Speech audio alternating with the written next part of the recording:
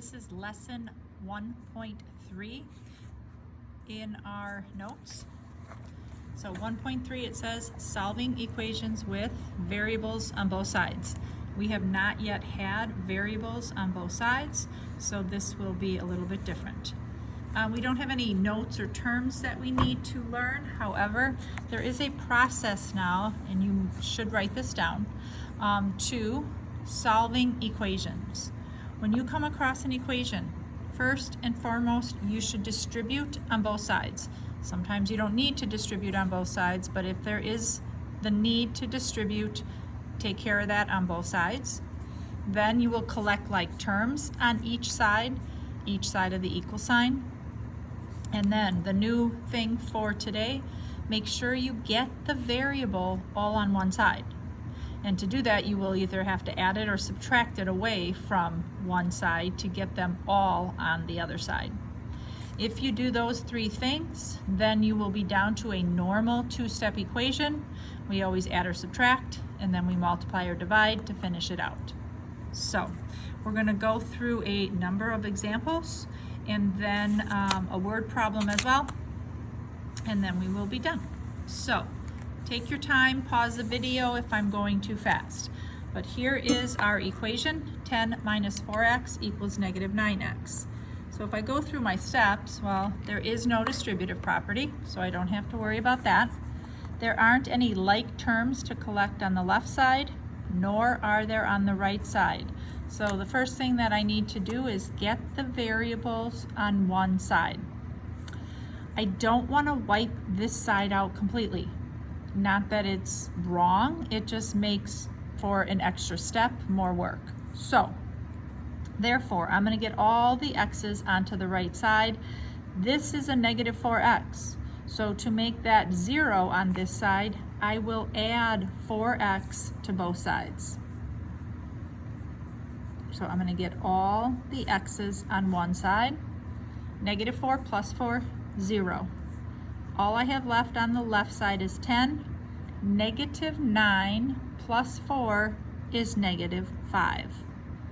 So in this case, I don't even have a plus or minus. All I have to do to get x by itself now is to divide both sides by negative 5. X is negative 2. So to check the answer, plug it back in. So I should have 10 minus 4x.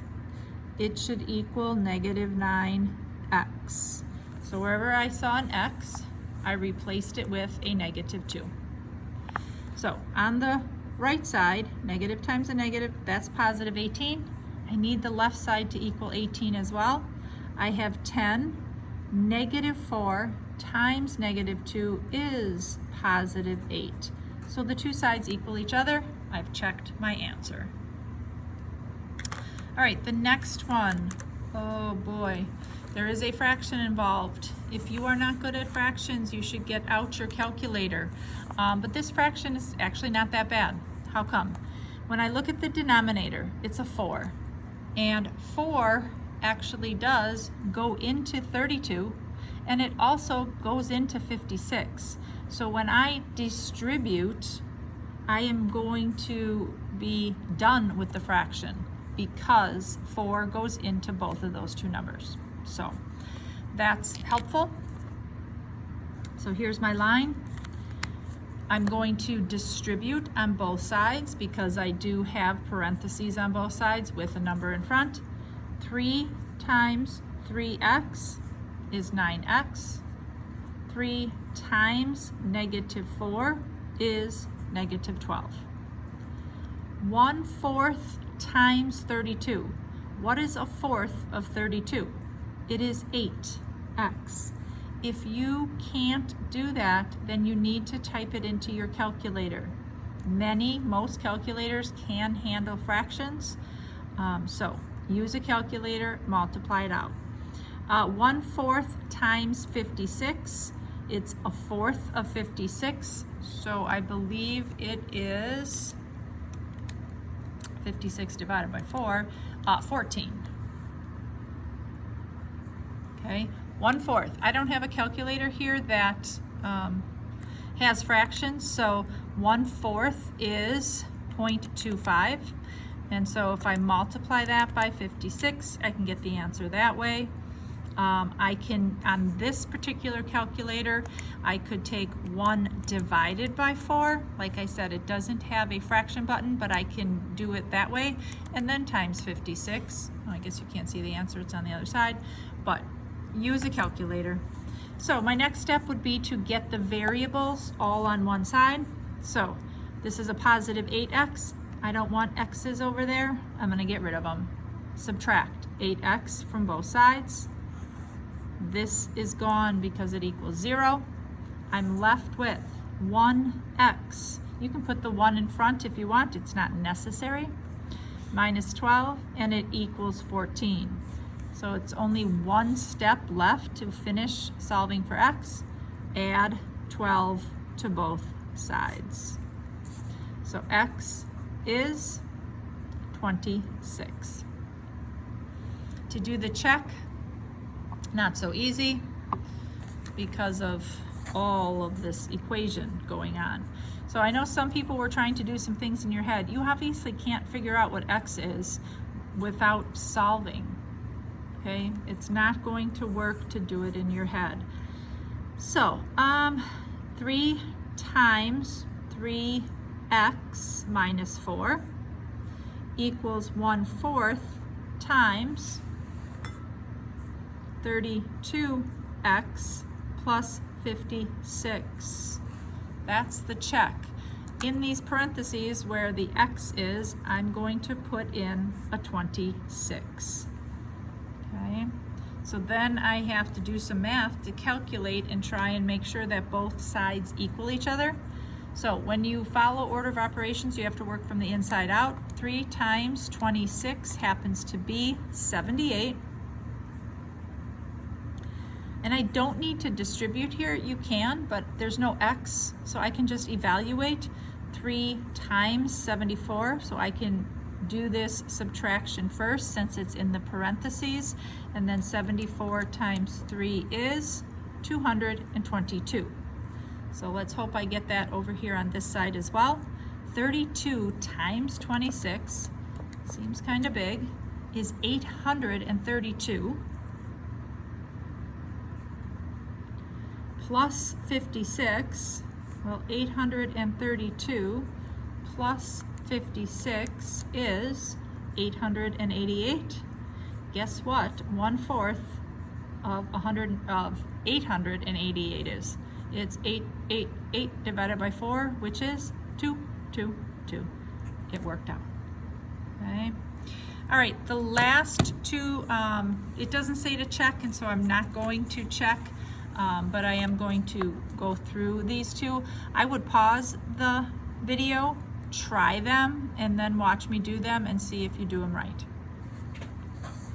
All right, so I don't have distributive on both sides. I only have it on one side.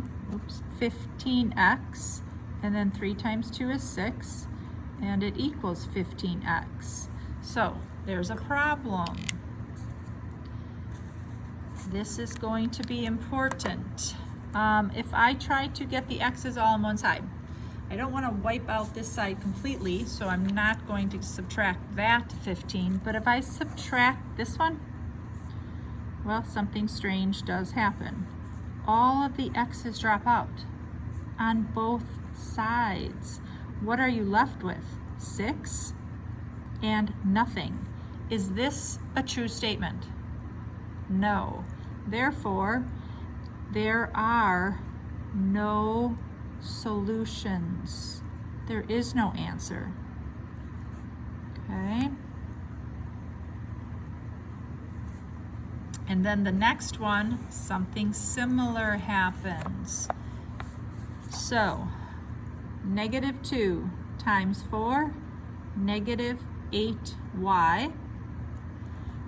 -2 times 1 is -2. -8y minus 2 on the other side. So you might notice the two sides are completely equal. But we're still going to finish solving just to complete the process and see what happens. So if I try to add 8y to both sides, they completely wipe out again. But this time, I'm left with -2 on the left side and -2 on the right side. So in this case, all real numbers are solutions. Anything that I plugged in for x would work. So please take notice of that as to whether you get no solutions or all real numbers, because we will be practicing that a little bit more. If they don't equal, no solutions. When the two numbers left do equal each other, all real numbers. All right, the word problem, and it has to do with distance. We tend to get a lot of problems that tend to deal with distance, but it says a boat leaves New Orleans and it travels upstream on the Mississippi River for 4 hours.